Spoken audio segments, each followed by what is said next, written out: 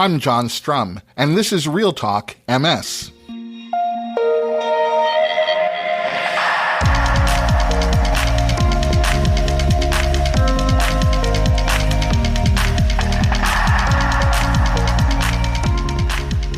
It's July 21st, and we have a lot to talk about.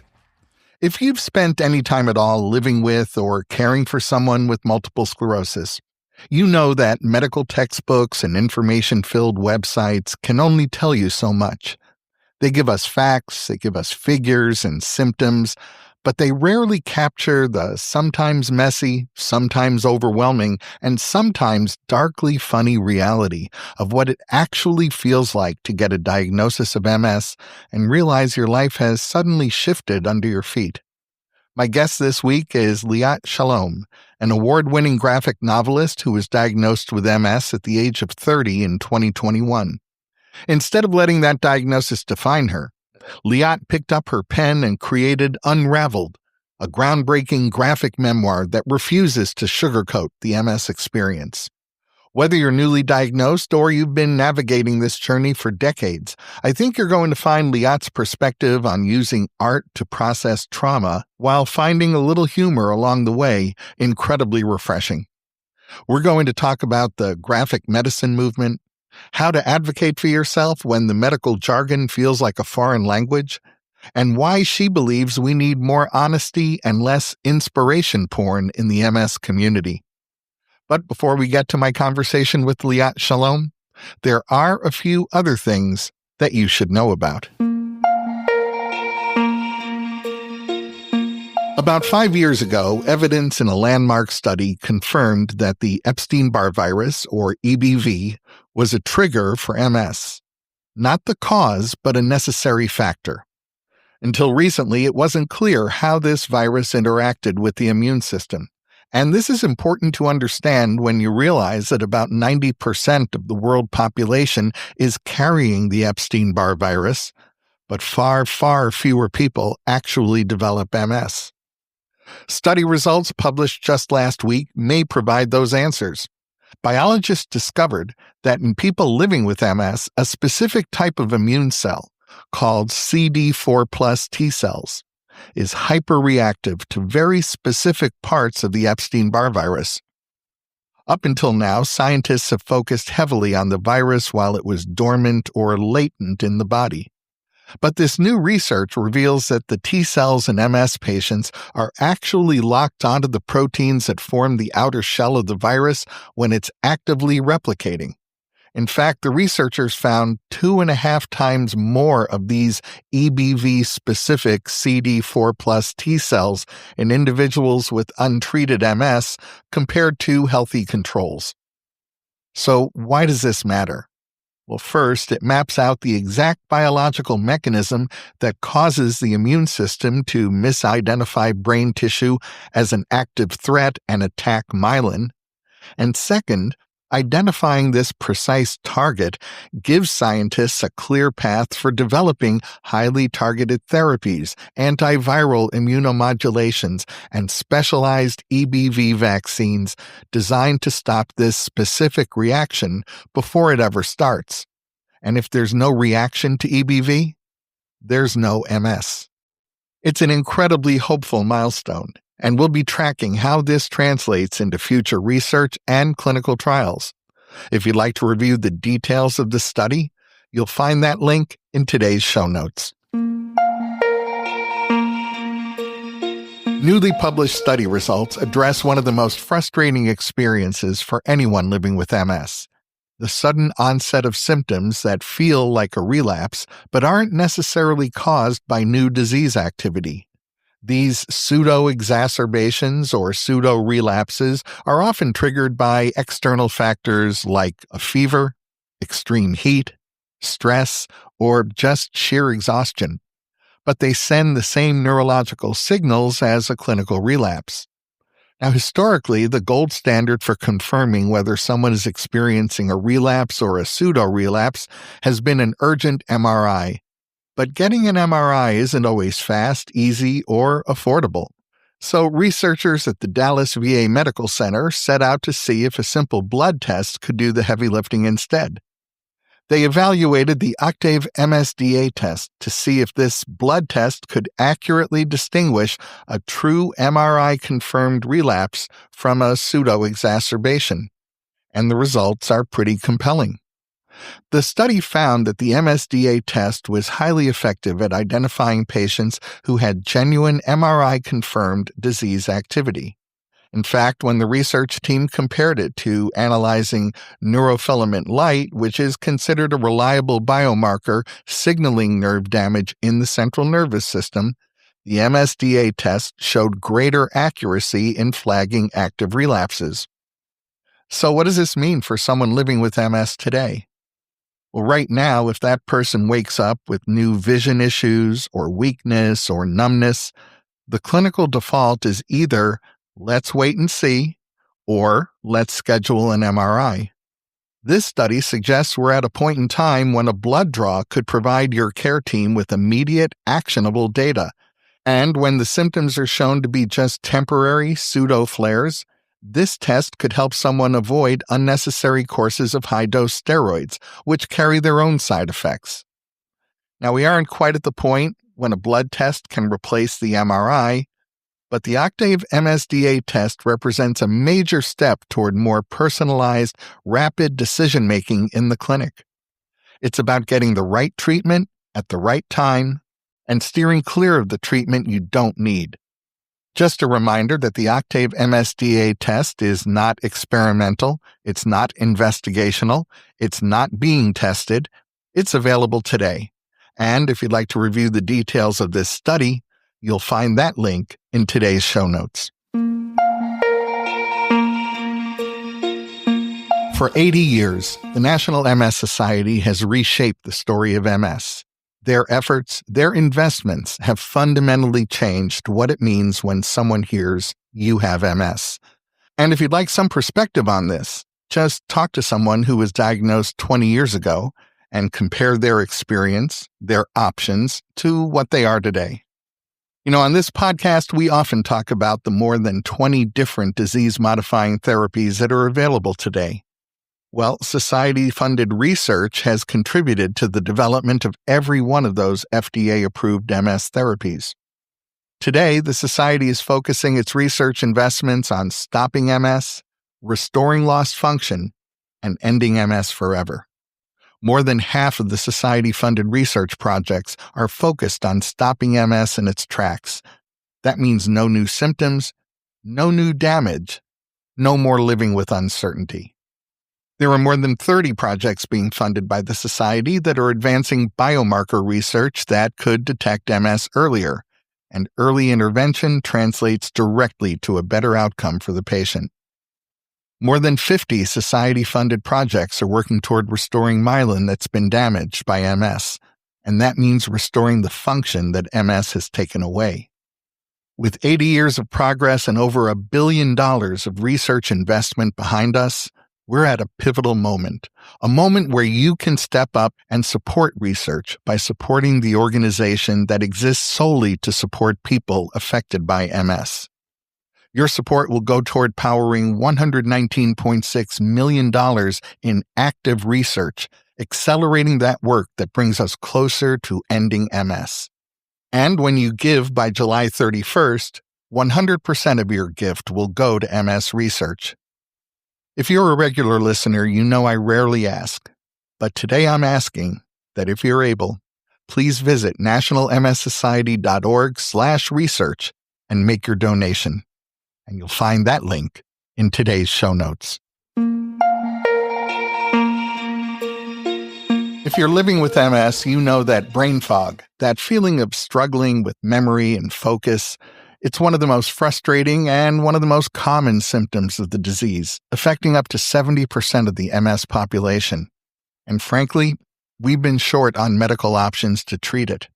But results of a new study suggest the answer might be found in a surprising place: virtual reality. Researchers in Chile conducted a systematic review of 13 different clinical trials involving over 600 people with MS to see if VR-based rehabilitation actually improves cognitive function. And the results were clear. VR-based therapy is a safe, feasible, and effective tool for boosting brain health.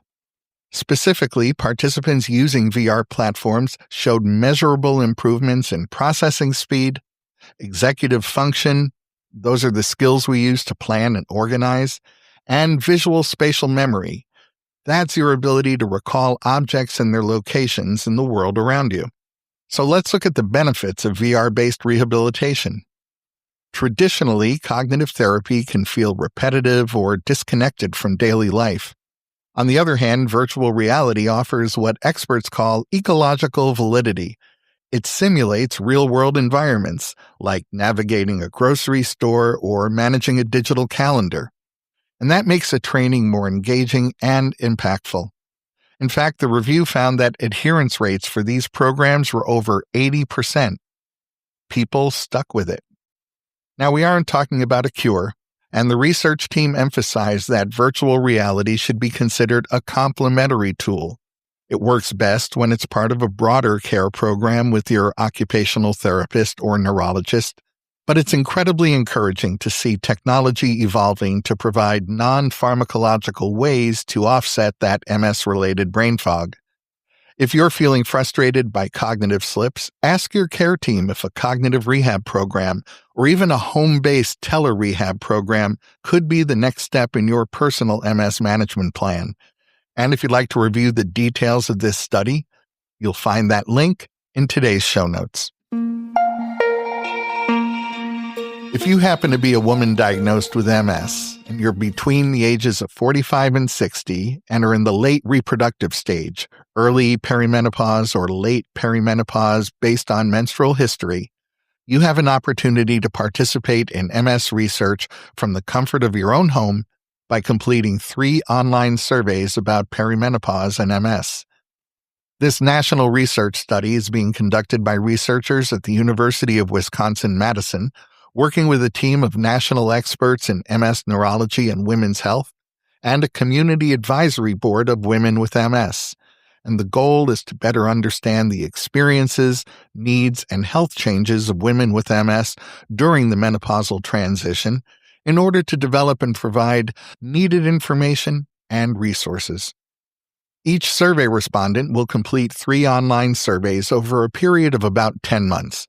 Each survey should take 20 to 30 minutes to complete, and a smaller group of participants will be invited to take part in a follow-up individual interview to share more about their experiences. Please also keep in mind that women who are currently pregnant or within 12 months postpartum are not eligible to participate. If you do qualify to participate, please click on the link in today's show notes and become part of the research that's aiming to improve the lives of every woman living with MS. We often talk about the clinical side of MS on this show, the latest research, the breakthrough therapies, but there's a parallel journey that happens alongside those medical appointments, and that's the internal experience of living with an MS diagnosis. My guest, Liat Shalom, decided to document that experience in a way most people don't, through the lens of a graphic novel. Her memoir, Unravelled, uses illustration to capture the raw, unfiltered, and sometimes darkly humorous moments of life with MS that just don't fit into anyone's standard medical chart. In a moment, we'll meet Liat Shalom.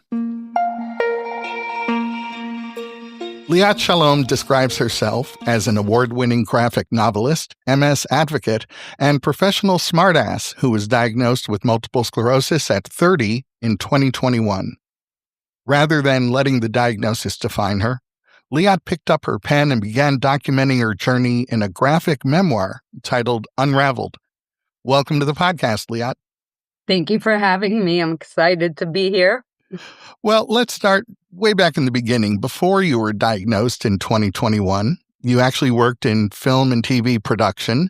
What made you choose to share your MS journey through a graphic novel rather than a script or traditional documentary? When I got sick, so first of all, when you get sick, there's a period of brain inflammation where the processing of information is very difficult. So I remember getting sick and having this probably year period where I couldn't really read long, convoluted medical texts with a lot of big words I didn't understand. It was just all gibberish to me.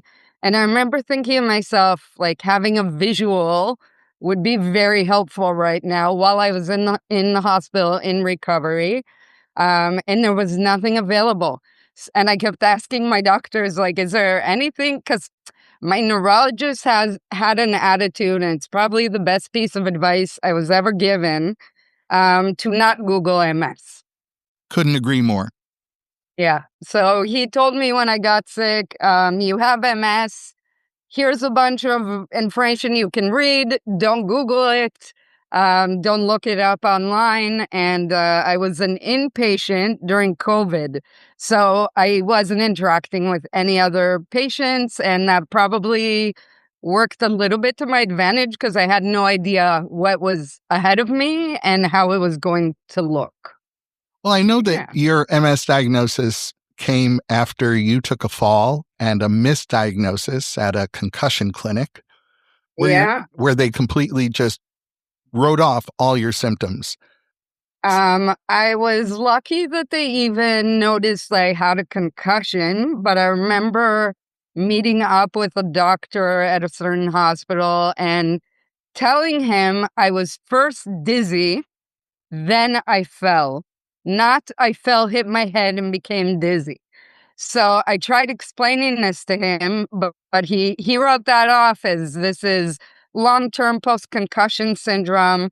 And throughout 2 years, he kept seeing me and sending me for cognitive assessment, and I was getting worse. And at no point did it like throw out the red flag of like, this patient needs an MRI or needs further testing. So it's a typical MS story in that regard of, I think a lot of us get misdiagnosed, and it's always a battle to get to the diagnosis. So I wanted to share my personal battle, make others understand that like the confusion is part of the MS, and other people go through it too, and we all share the same indignities of the disease. And I kind of created my own community by making the book and sharing it online. So, how did you channel the frustration of not being heard by the medical community into the early pages and sketches of Unravelled? I definitely documented my hours in the emergency room. In particular, I was in Canada, the system's very overwhelmed, and I was 17 hours in an emergency room hallway until I got an MRI. It was quite insane. So documented that, documented the procedures of going in and not being heard and meeting with the same doctor over and over. That was very frustrating, and sadly in Canada, um, you can't sue a doctor. You can't really seek any legal retribution against any medical professionals. So I really had to channel everything into the book because there was no other way to be heard. Your portfolio features a great illustration that maps MS symptoms directly onto the body. Now, medical illustration is usually very cold and clinical, but yours balances health communication with really deep artistic expression. How do you approach drawing something abstract and frustrating like nerve pain or brain fog or tingling sensations? I'm drawing a lot from comic book language. That's why I feel like graphic novel is the perfect medium for this. And maybe later I'll be able to translate the feelings into script, but I really felt like certain things like the tingling in the hands, there's no better way to show it than like the little zigzags and the doubling of lines. And I find myself describing to my neurologist things in a very visual way when I go in anyways. So I felt like I wanted to bridge our conversation, the medical jargon, and what I'm actually feeling into visuals. MS can drastically affect manual dexterity and energy levels. What did the actual physical act of sketching and coloring look like for you on days when your body wasn't cooperating? So my diagnosis was extremely complex. I had a very strong onset of MS due to different medication. I won't get into the whole history, but I had body paralysis on the entire right side of my body. I'm right hand dominant. So I essentially overnight couldn't walk, couldn't use my hand, lost my career. Even before I figured out what MS was, I figured out I can no longer go to set and work 12 to 14 hours a day, according to my film contract. So that was just a very sad mourning period. And then once I finished that kind of sadness that came on for like a few weeks and started dealing with the mood swings, which was another thing I wasn't aware of. I started working with an OT at a hospital called Bridgepoint, which was a lifesaver for me. Me and her sat down and wrote down goals. She wrote down goals, and I told her that my goal is to be able to draw again. And we started slowly working on like, here's the circle, here's the line. So we slowly started incorporating that into my recovery. And when I did that, I was extremely motivated again, and I made it a goal when I was in recovery to not only use my hand again, but be able to illustrate a full graphic novel. When I left the hospital and started physically drawing again, I realized it was a lot more difficult. I do have my hand shakes. I have dexterity issues that sadly never went away fully. So for me, it was figuring out what technology I could use to correct what my hand was doing. And luckily, I found the iPad, and the iPad has a stabilization feature when you're drawing that counteracts the MS. So it created a situation where I could draw the way I naturally draw. And it was just amazing. So I started learning this new tool, and took me about I thought it would take like 1 year, and I was very optimistic, but 4 years later, the book is finally coming to close to a wrap. I'm hoping to get to print by October. Well, as you point out on your website, which our listeners can find at unravelledgraphicnovel.com, mainstream media often flattens chronic illness stories into two extremes, either a devastating tragedy or an overly sanitized, my goodness, you're so brave, inspirational piece. Your stated goal is to show that life with MS is messier, funnier, and more human. So, how did dark humor become such an important survival tool for you?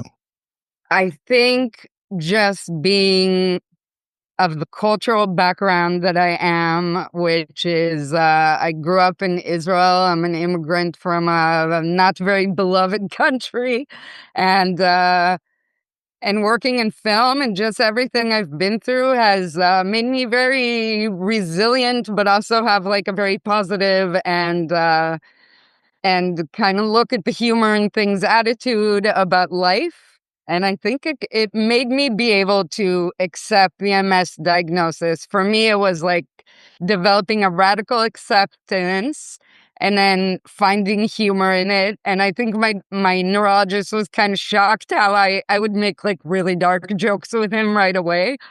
And I saw it created like a happier atmosphere for the staff as well, because I feel like they'd come into my room and they'd be all sad, like, oh my God, you're so young. This is so sad. And I'm like, let's, try to find a different way to frame things, because I really didn't like that narrative. So really, I feel like my whole project and my existence and way of being is about thriving with MS. Well, I just heard you use that term, radical acceptance. I wanted to ask you about it because I know you've spoken about that concept as a means of thriving with MS rather than just surviving. What does radical acceptance mean to you in practice, and how does that philosophy show up in Unravelled? Radical acceptance, funny enough, comes from the idea of accepting the things you cannot change, and finding the most positive way to deal with them, but also pushing yourself. And for me, that's what it was. It was accepting it and then finding a new way to frame my life and push myself to do great things within my new abilities. Unraveled functions as both a personal memoir and a user-friendly roadmap for patients, families affected by MS, and healthcare providers. If someone who's been newly diagnosed picks up your book, what do you hope they take away from it? I hope they take away from it, first of all, that they're not alone. The exact same confusing things are happening to other people, and you will at the end find a way to cope. It gets better. I heard the word progressive when I got sick, and it really upset me because when I was sick, my neurological condition at the time, before I started biologic medication, was so bad that I felt like I lost all capacity to understand life. And I felt very alone. Like it was, like I said, it was COVID. I couldn't have visitors. I couldn't interact with other patients. It was like the extreme of isolation. It was difficult to accept that I had MS at 30 years old. I remember having a lot of questions about the future, and the doctors and nurses are very encouraging about one step at a time and, don't freak out about the bigger picture.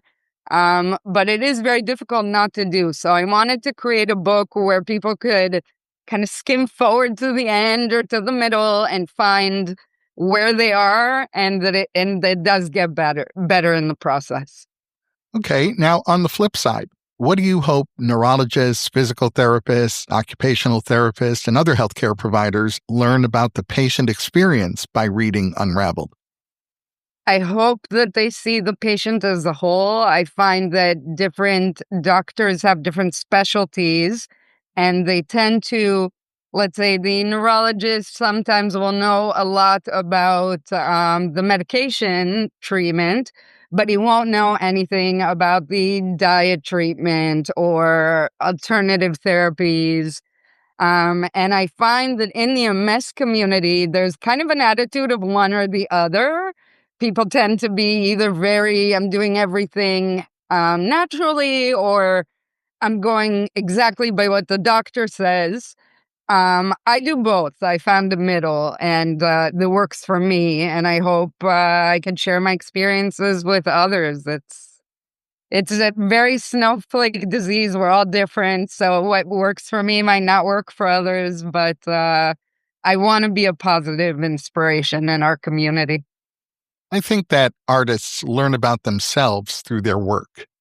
Looking back at your journey from your diagnosis back in 2021 to releasing this graphic novel, what did you take away from the process of writing and drawing Unraveled? The book developed as I was learning the disease, really. So it's just been an interesting learning curve. And I feel like this book will probably be like the first of a series because, again, the disease progresses, and hopefully the medication will get better and maybe even a cure, So lots of room to grow the book, hopefully in the future. But I hope that what I've learned, essentially, what I've learned? Wow, sorry, that's a really difficult question. I've learned how to manage the disease, and I've learned that we're a community that shares information from one to the other that doctors wouldn't necessarily know. So I think I've learned that the community aspect of our disease is extremely important. And I've seen it by the reactions of readers to well, the book isn't out yet, but the Instagram page is. And I get responses from people that like found my page and are newly diagnosed and feel like they're less alone and found the community and understand what's happening better. So that's all I could have asked for. That's what I'm learning, is that as terrifying as it was for me, it feels the same for everyone. We've been discussing the graphic novel Unravelled. I've already ordered my copy, and you can order yours by visiting unravelledgraphicnovel.com. Liat Shalom, thank you for raising awareness by sharing your MS journey through a fairly unique medium, and thanks so much for talking with me today. Thank you so much for having me. It means so much. That's going to wrap up this episode of Real Talk MS. Real Talk MS is powered by the National MS Society. And you can share this episode of the podcast by letting your friends or family members know that all they have to do is point their web browser at realtalkms.com/464. You'll find that link in today's show notes, so you can easily copy and paste it right into an email or a text. I think that it's human nature to understand things from the perspective of where we happen to be planted. If you're living in the U.S., you tend to think about MS research and MS care in terms of the healthcare system here in the United States. And if you're living in a European nation, you think about those things as they relate to healthcare in the European Union. But let's assume for a moment that your country isn't the United States. It's not in Europe. In fact, it isn't a Western country at all. My guest next week is Dr. Avinash Chandra, an MS specialist who trained at a world-class MS center in the United States, only to return home to Tibet to discover that MS was officially considered non-existent in his country. This is a conversation you won't want to miss. I'm John Strum. Thanks for listening. Stay safe and make healthy choices.